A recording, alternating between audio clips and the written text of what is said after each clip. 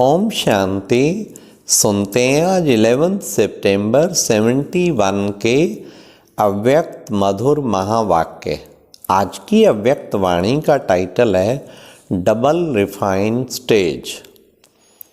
आज की मुरली में बाबा ने इंचार्ज की क्या परिभाषा है।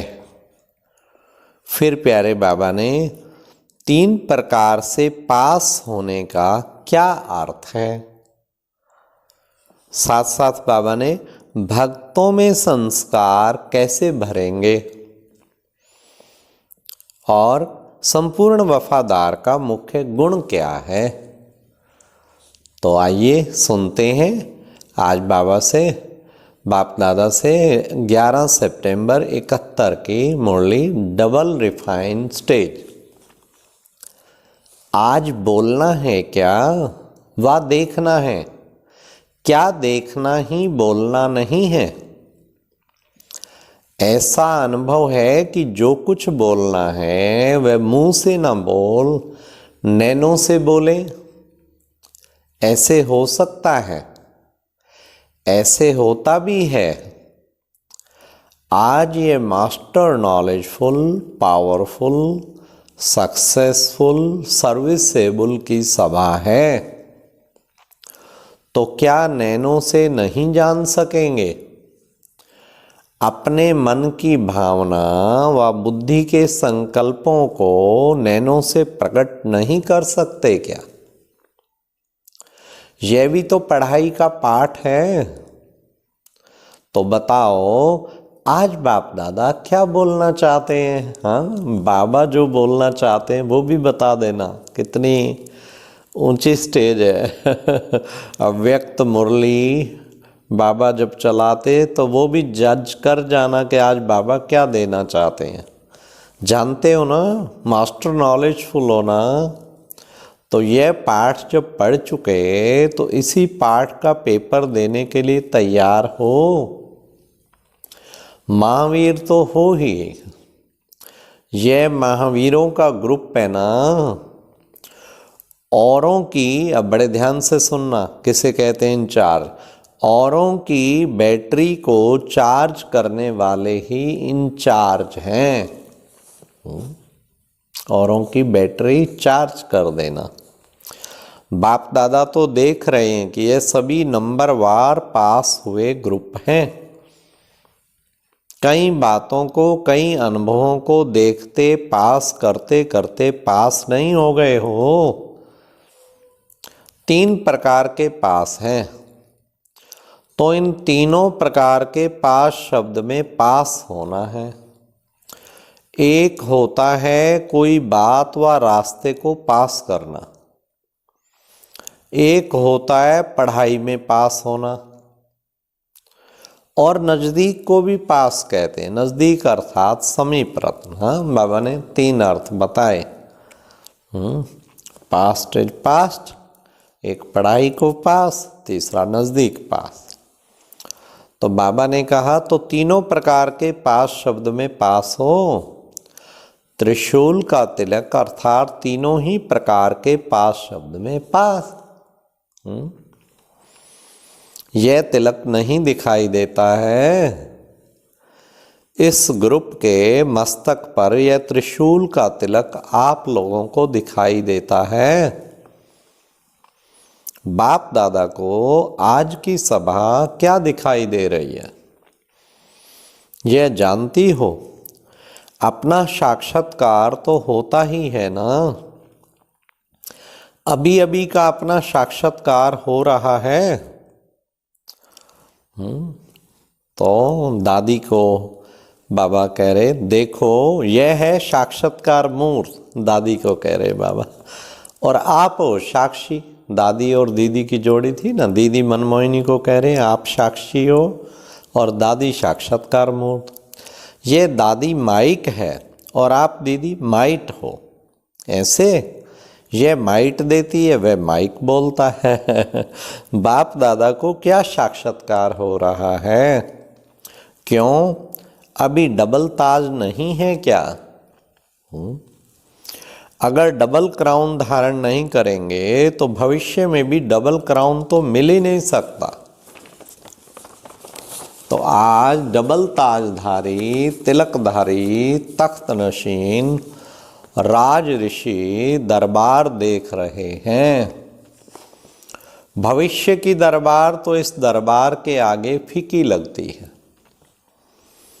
अगर अभी अभी अपना सत्संगम युगी ताज, तिलक और तख्त नशीन पुरुषोत्तम मर्यादा संपन्न स्वरूप देखो और साथ साथ अपना भविष्य स्वरूप भी देखो, तो दोनों से कौन सा रूप स्पष्ट, आकर्षण मूर्त, अलौकिक, दिव्य व रूहानी देखने में आएगा? अभी का व भविष्य का? तो अपने स्वरूपों का सदा साक्षात्कार करते और कराते रहते हो कि अभी पर्दे के अंदर तैयार हो रहे हो, स्टेज पर नहीं आए हो। वर्तमान समय स्टेज पर किस रूप में रहते हो? अभी की अपनी स्टेज को कहाँ तक समझते हो? एक है फाइनल स्टेज, तो फाइनल है, फाइन है, रिफाइन है। आजकल मालूम है कि रिफाइन भी डबल रिफाइन होता है। तो अभी रिफाइन है, डबल रिफाइन होना है व रिफाइन होना है। एक बार का रिफाइन तो पूरा हो गया ना, अभी डबल रिफाइन होने आए। फाइनल की डेट कौन सी है? अगर पहले से नहीं होगी तो आप लोगों के भक्त और प्रजा आपके संपूर्ण स्वरूपों का साक्षात्कार कैसे करेंगे? फिर नहीं तो आपके चित्र भी टेढ़े बांके बनाएंगे। अगर आपके संपूर्णता का फाइनल स्टेज का साक्षात्कार नहीं करेंगे तो चित्र क्या बनाएंगे? बाबा कहते हैं आपका साक्षात्कार होना चाहिए, चित्र भी रिफाइन नहीं बनाएंगे। तो पहले से ही अपना संपूर्ण साक्षात्कार कराना है। अभी आपके भक्तों में गुणगान करने के संस्कार भरेंगे तो द्वापर युग में उतरते ही आपके चित्रों के आगे गुणगान करेंगे। सब आत्माओं में सर्व रीति रसम के संस्कार तो अभी से ही भरने हैं ना, भरने का समय है, फिर है प्रैक्टिकल करने का समय। जैसे जैसे आप आत्मा में सारे कल्प के पूज्य और पुजारीपन के दोनों ही संस्कार अभी भर रहे हैं, जितना पूज्य बनेंगे उसी प्रमाण पुजारीपन की स्टेज भी ऑटोमेटिकली बनती जाएगी। तो जैसे आप आत्माओं में सारे कल्प के संस्कार भरते हैं, वैसे ही आपके भक्तों में भी अभी ही संस्कार भरेंगे। तो जैसे आपका स्वरूप होगा वैसे ही संस्कार भरेंगे। फाइनल स्टेज बनाओ तो अब भी फाइन ना पड़े, तो डबल रिफाइन हो जाएंगे तो उनको फाइन नहीं पड़ेगा। समझा? जो डबल रिफाइन हो जाएंगे उनको फाइन नहीं पड़ेगा। फाइनल वाले का कोई फाइल नहीं रह जाता। हाँ, जिसकी फाइनल स्टेज आ गई फिर कोई फाइल नहीं रह जाता, ना ही उसको फाइन भरना पड़ेगा।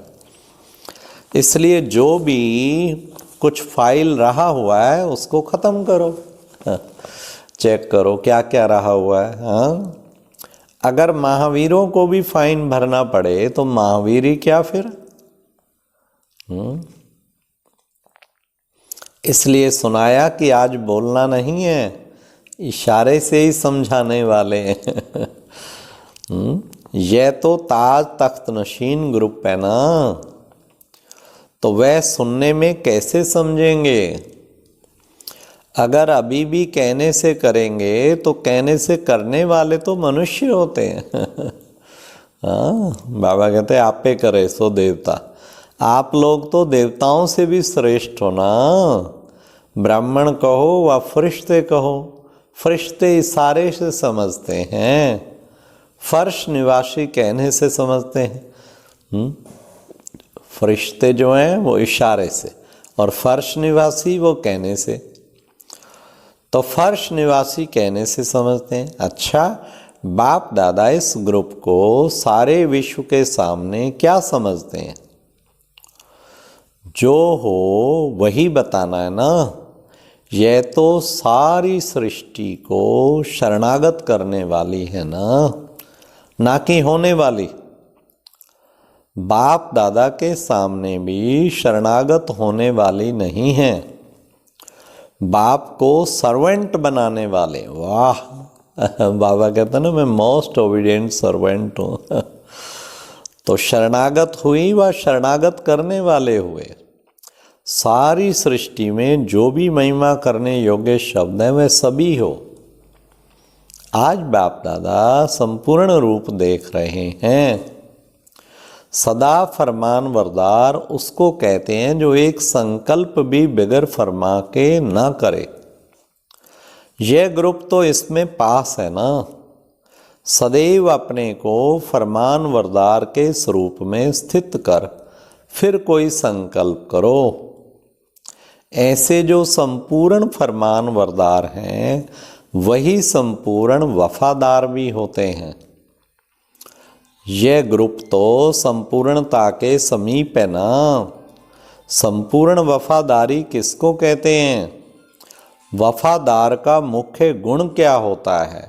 उनका मुख्य गुण होता है क्या? अब सुनिए, वफादार का अर्थ समझिए। बाबा ने कहा वफादार का मुख्य गुण क्या होता है? उनका मुख्य गुण होता है जो अपनी भले जान चली जाए लेकिन हर वस्तु की संभाल करेंगे। तो कोई भी चीज़ व्यर्थ नुकसान नहीं करेंगे। हाँ, ये है वफादार का गुण। अगर संकल्प, समय, शब्द और कर्म इन चारों में से कोई को भी व्यर्थ गवाते हो, वह नुकसान के खाते में जाता है, तो उसको क्या संपूर्ण वफादार कहेंगे? क्योंकि जब से जन्म लिया अर्थात फरमान वरदार, आज्ञाकारी बने, ईमानदार बने हैं। एक छोटे से पैसे में भी ईमानदार होता है। तो जब से जन्म लिया तब से मन अर्थात संकल्प, समय, कर्म जो भी करेंगे वह बाप के ईश्वरीय सेवा अर्थ करेंगे। ये प्रतिज्ञा की, सर्व समर्पण हुए हो, तो यह सभी बाप के ईश्वरीय सेवा अर्थ हो गई ना। अगर ईश्वरीय सेवा की बजाय कहाँ संकल्प व समय व तन द्वारा व्यर्थ कार्य होता है तो उनको क्या कहेंगे? उनको संपूर्ण वफादार कहेंगे? यह नहीं समझना एक सेकंड की तो बड़ी बात है क्या? अगर एक नए पैसे की भी वफादारी नहीं तो उसको संपूर्ण वफादार नहीं कहेंगे। यह ग्रुप तो संपूर्ण फरमान वरदार, संपूर्ण वफादार है ना। तो ऐसे संपूर्ण वफादार, फरमान वरदार, ईमानदार, आज्ञाकारी ग्रुप को क्या कहेंगे? नमस्ते। वाह, नमस्ते के बाद फिर क्या होता है? बाप तो संपूर्ण आज्ञाकारी, एक दो को देख हर्षित हो रहे हैं ना। संगम युग के दरबार का यह श्रृंगार है। अच्छा, ओम शांति। ये थे बाबा के मधुर महावाक्य। संपूर्ण वफादार बनना है। हाँ, एक संकल्प भी व्यर्थ ना हो और औरों की बैटरी को चार्ज करने वाले इंचार्ज बनना है। हाँ, तो बाबा ने कितना सुंदर आज के मधुर महावाक्य सुनाए। ओम शांति।